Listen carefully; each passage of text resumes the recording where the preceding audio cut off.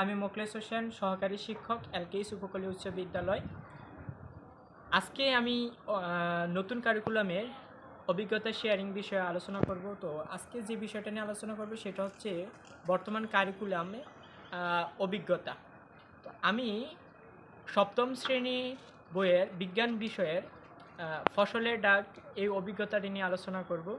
তো বর্তমান কারিকুলাম সম্পর্কে একটু বলি যে আমাদের বর্তমান কারিকুলাম বিস্তরণ যে নতুন কারিকুলামের বিস্তরণ 2022 সাল থেকে শুরু হয়েছে, 2023 সাল থেকে শুরু হয়েছে ষষ্ঠ এবং সপ্তম শ্রেণীর মাধ্যমে। এই বছর অর্থাৎ 2024 সালে অষ্টম এবং নবম শ্রেণীতে শুরু হয়েছে। তো আমি বর্তমান কারিকুলামের বিষয়টা হচ্ছে যে শিখন হবে অভিজ্ঞতা ভিত্তিক এবং মূল্যায়ন হবে যোগ্যতা ভিত্তিক। অতএব যোগ্যতা ভিত্তিক মূল্যায়ন পদ্ধতি চালু করা হয়েছে এবং অভিজ্ঞতা ভিত্তিক শিখন কার্যক্রম চালু করা হয়েছে। অর্থাৎ শিখন হবে অভিজ্ঞতা ভিত্তিক এবং মূল্যায়ন হবে যোগ্যতা ভিত্তিক।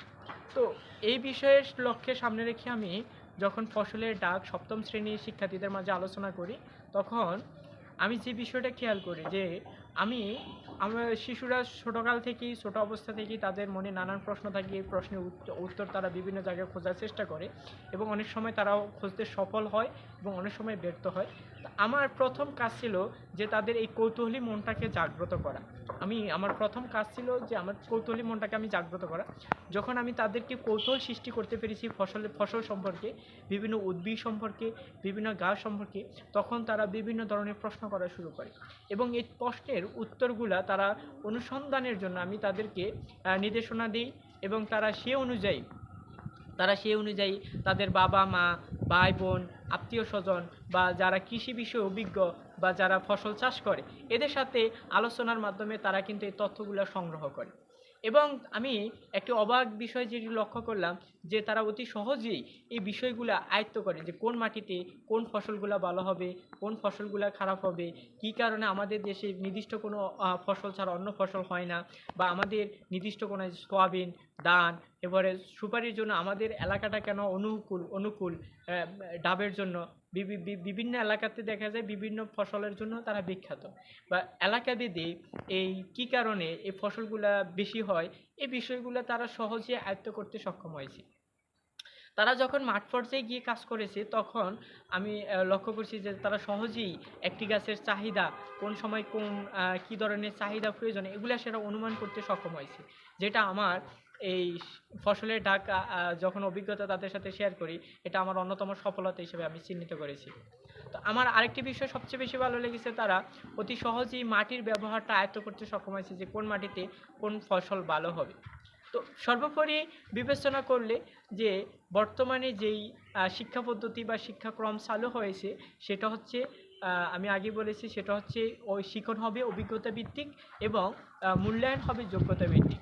শিক্ষার্থীরা নিজেরাই নিজের যথেষ্ট যোগ্যতা অর্জন করতে সক্ষম হয় এবং তারা কিন্তু ওই যে যোগ্যতা অর্জনের মাধ্যমেই তারা কিন্তু যোগ্য থেকে যোগ্যতার নাগরিক হিসেবে গড়ে তুলতে সক্ষম হবে। এভাবে যদি শিক্ষা পদ্ধতি চালু থাকে তাহলে আশা করি তারা দক্ষ এবং জনশক্তি হিসেবে বাংলাদেশে আবির্ভূত হবে এবং তারা তাদের কর্ম পরিকল্পনা কিন্তু সুষ্ঠু এবং সুন্দরভাবে সম্পাদন করতে সক্ষম হবে।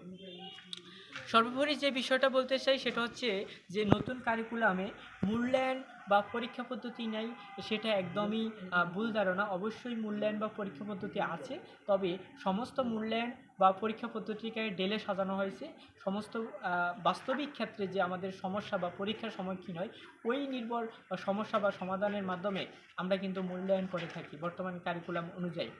বর্তমান কারিকুলামে আমরা আগে যে খাতা এবং প্রশ্নের মাধ্যমে যে পরীক্ষা পদ্ধতি সীমাবদ্ধ ছিল, এখন সেটা না করে আমরা বিভিন্ন সমস্যা এবং চ্যালেঞ্জ ছুড়ে দেওয়ার মাধ্যমে বা বিভিন্ন কাজ বা তাদের দলীয় কাজের মাধ্যমে আমরা কিন্তু তাদের যোগ্যতা ভিত্তিক মূল্যায়ন করে থাকি। অতএব প্রত্যেকটা অভিজ্ঞতা শেষে আমরা মূল্যায়ন করে থাকি।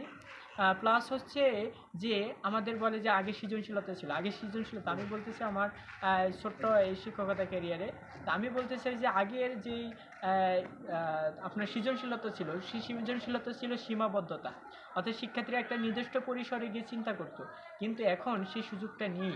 এখন শিক্ষার্থীরা একটা বিশাল পরিসরে চিন্তা করবে, তারা একটা বিষয়ের সাথে আরেকটা বিষয়ের সম্পর্ক স্থাপন করার জন্য চিন্তা করবে। অর্থাৎ আমি মনে করি যে সৃজনশীলতাকে বাদ দেওয়া হয়নি, বরং সৃজনশীলতার এই নতুন কার্যক্রম আরও বিস্তৃতভাবে প্রকাশ ঘটানো হয়েছে। অতএব নতুন কারিকুলামে একজন শিক্ষার্থী আশা করি আধুনিক এবং সুন্দর মানসম্মত একজন সৃজনশীল চিন্তাধারার অধিকারী হতে সক্ষম হবে এবং ফাইনালি সে একজন যোগ্য নাগরিক হিসেবে গড়ে উঠবে। এছাড়াও সে নৈতিক বিষয়গুলো বিবেচনা, দলীয় কাজ থেকে শুরু করে তার আচরণিক মূল্যায়নগুলো এর প্রতি অন্তর্ভুক্ত হয়েছে, যার কারণে সে নৈতিকতার বিষয়গুলো অর্জন করতে সক্ষম হবে। আশা করি এই নতুন যেই কারিকুলাম বা শিক্ষা পদ্ধতি চালু হয়েছে এটা বাস্তবসম্মত এবং উপযোগী এবং বিশ্বের সাথে তাল মিলিয়ে দেশকে উন্নয়ন করার যে প্রকল্প হাতে নিয়েছে সেই প্রকল্প বাস্তবায়ন করতে ভূমিকা রাখবে বলে আমার আত্মবিশ্বাস। তো বিশেষ করে নতুন শিক্ষা পদ্ধতি আমাদের সত্যিকার অর্থে আমাদের শিক্ষার্থীদের ধ্বংসের নয়, বরং সত্যিকারে যোগ্যতা এবং তথ্য নির্ভর অনুসন্ধানমূলক গবেষণামূলক শিক্ষা ব্যবস্থা নতুন শিক্ষা ব্যবস্থার মূল শর্ত।